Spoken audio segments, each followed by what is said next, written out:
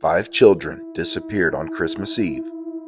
Their house burned to the ground, but investigators never found their bodies. And what happened that night left behind a mystery that has lasted nearly 80 years. Were the children killed in the fire? Were they kidnapped? Or did someone deliberately burn the house down to hide what was really happening? This is the story of the 5 Sodder children. It was Christmas Eve, 1945, in Fayetteville, West Virginia. George and Jeannie Sodder were home with 9 of their 10 children.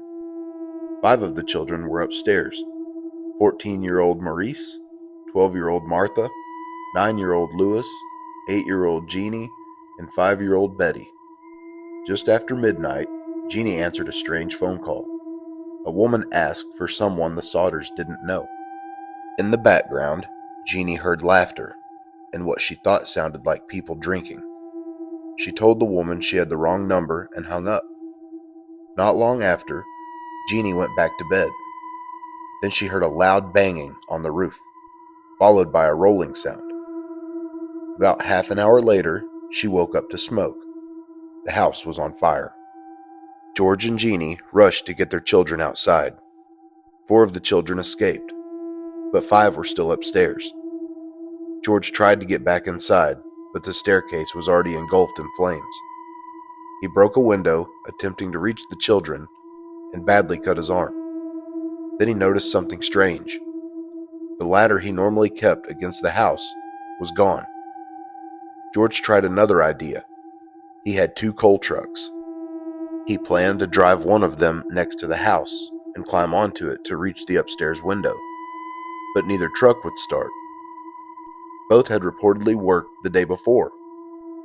The family tried calling the fire department, but the calls didn't immediately go through.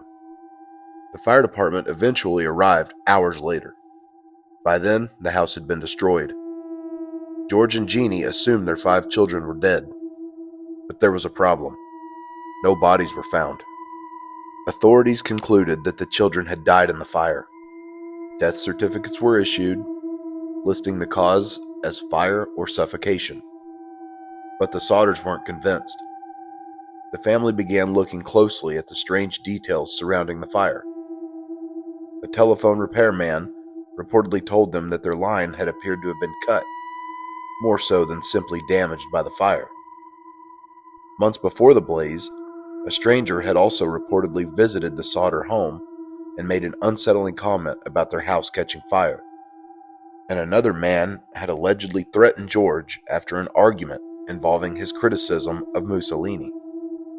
The man reportedly warned that the house would go up in smoke and that his children would be destroyed. Then there were reports of suspicious people watching the children before Christmas. None of these details proved that the fire was deliberately set, but together, they convinced the Sodders that something wasn't right. The family began considering another possibility. What if the 5 children weren't killed in the fire? What if they had been kidnapped? Witnesses had come forward claiming that they had seen the children after the fire. One woman said she saw the children inside a car during the blaze. Another woman, operating a tourist shop roughly 50 miles away, claimed she had saw the children the following morning. Another witness reported seeing 4 of the 5 children at a hotel a week later. None of these sightings were ever conclusively verified, but the Sodders believed they were worth investigating. In 1947, George and Jeannie even contacted the FBI. The Bureau said the matter was local and outside its jurisdiction, although federal assistance could potentially be provided with local authorization. The local authorities did not pursue that route, so the Sodders kept searching on their own. They hired investigators, they followed leads, they even offered rewards. Eventually, even putting up a billboard along Route 16. It displayed photographs of the 5 missing children. The message was simple: what was their fate? Then, in 1949, the Sodders decided to search the property again. This time, investigators found something: 4 lumbar vertebrae, human bones. At first, this looked like the evidence everyone had been waiting for. But the examination created even more questions. The bones appeared to belong to someone roughly 16 to 18 years old. The oldest missing child, Maurice, had only been 14. The examination also found no evidence that the bones had ever been burned. And perhaps most importantly, only 4 vertebrae were recovered, not a complete skeleton. Not the remains of 5 children, just 4 bones. The Smithsonian analysts concluded that the bones most likely came from dirt that had been brought onto the property after the fire. Once again, there was no definitive answer.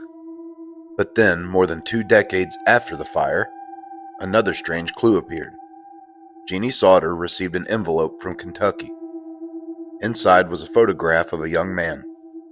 The family believed he looked similar to Louis Sodder, who had been 9 years old when he had disappeared. On the back was a handwritten message identifying the man as Louis. The family had hired a private investigator to try and track him down, but the investigation never produced a confirmed identification. To this day, we don't know whether that man in the photograph was actually Louis. George Sodder spent the rest of his life searching for answers. He died in 1969 without knowing what happened to his children. Jeannie continued the search until her death in '89, and the billboard remained for decades. 5 photographs, 5 names, 5 children who vanished on Christmas Eve. There are 2 basic possibilities. The children died in the fire, or they survived it. If they died, then the question remains: why were no identifiable remains recovered? If they survived, then where did they go? And why was no one ever able to find them? We may never know, but one thing is certain.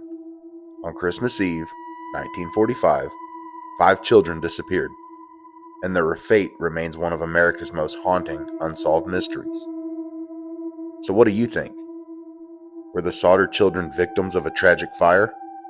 Or was something darker happening that night? Remember, the house was only on fire for about 45 minutes.